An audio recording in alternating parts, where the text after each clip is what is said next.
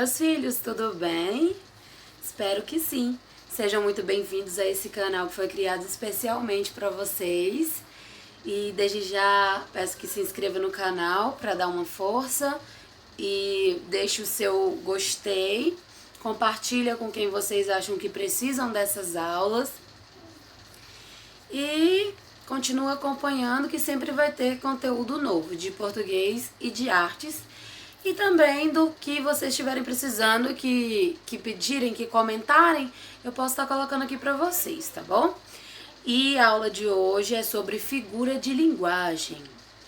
As figuras de linguagem são maneiras de expressão que são diferentes da linguagem comum.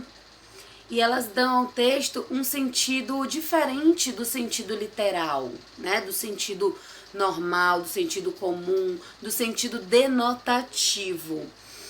É uma linguagem, como a gente costuma dizer, é uma linguagem figurada, que ela é floreada, que ela é diferenciada, né?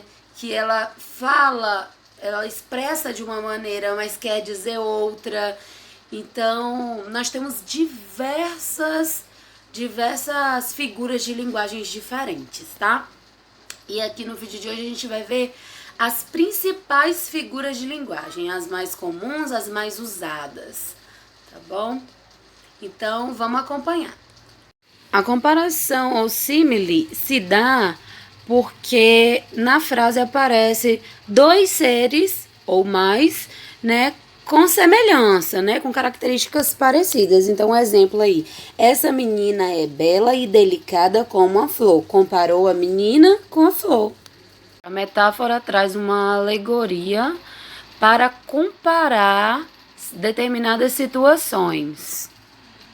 Por exemplo, não sei que nuvem trago neste peito, que tudo quanto vejo me entristece.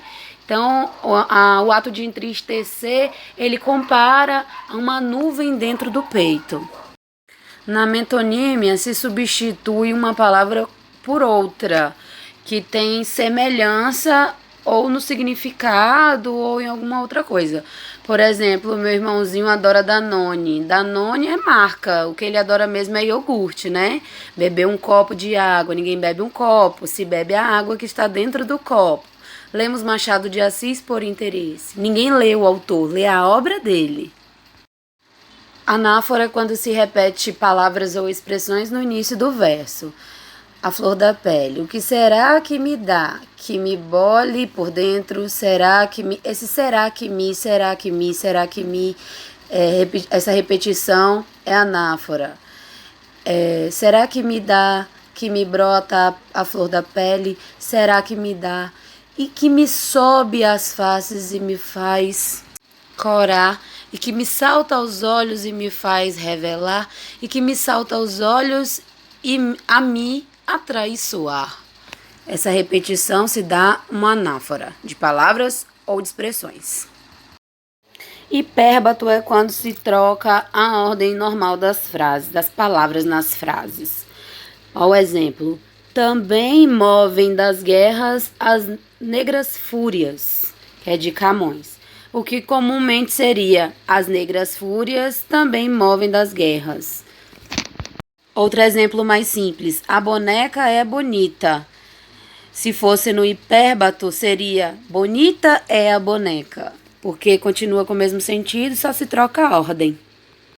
Hipérbole é a linguagem do exagero, né? Exemplo, fiquei horas esperando na fila do banco. Às vezes a gente fica alguns minutos que a gente acha que é muito tempo, a gente fala que ficou horas, né? Tenho 1000 coisas para fazer hoje. Quer dizer que tem muitas coisas, não significa que seja exatamente 1000 coisas contadas. Na ironia, a gente fala uma coisa e a nossa entonação quer dizer outra. Por exemplo, como ele está apaixonado. Significa que não está apaixonado, né? A gente fala que está, mas o real significado dentro do contexto é o contrário. Outro exemplo, o ministro foi sutil como uma jamanta e fino como o hipopótamo. O hipopótamo não é fino, né? O eufemismo é a figura de linguagem que torna as coisas mais graves ou mais suaves. Por exemplo, ele entregou a alma a Deus. Ao invés de falar que ele morreu, diz que ele entregou a alma a Deus. Ela é minha ajudante. No caso, ela é minha empregada. Trata-se de um usurpador do bem alheio, ou seja, um ladrão. Antítese é a colocação das ideias em oposição, ou seja, sempre se coloca uma ideia e o seu contrário, o seu oposto na mesma frase, que são termos antônimos, ou seja, os jardins têm vida e morte. Vida é o contrário de morte, não é? Antônimo. A literação é quando se repete várias vezes os mesmos sons na frase. Exemplo, a brisa do Brasil beija a balança.